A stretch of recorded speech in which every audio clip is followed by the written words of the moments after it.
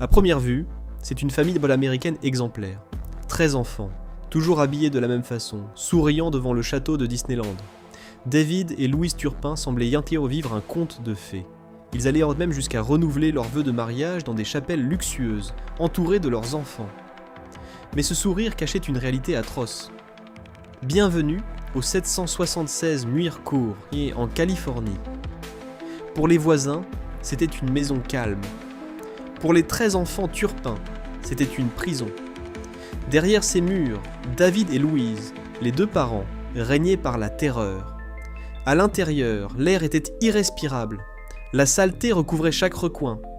Les enfants n'avaient le droit de se doucher qu'une fois par an. Les murs étaient moisis et les fenêtres condamnées.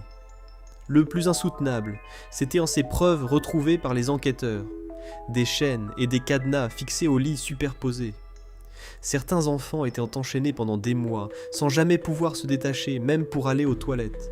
Leur chambre n'était que des tas de détritus et de vêtements souillés. La nuit, la maison résonnait de leurs cris, mais personne n'entendait rien. Le 14 janvier 2018, Jordan, 17 ans, a trouvé la force de s'enfuir par une fenêtre.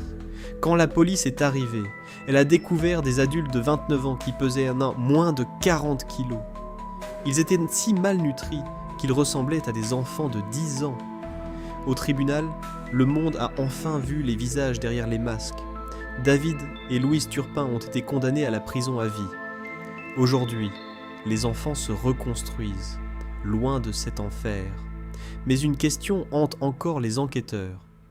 Comment une telle horreur a-t-elle pu durer plus de 30 ans sans que personne ne s'en aperçoive ? Donnez-moi votre avis en commentaire.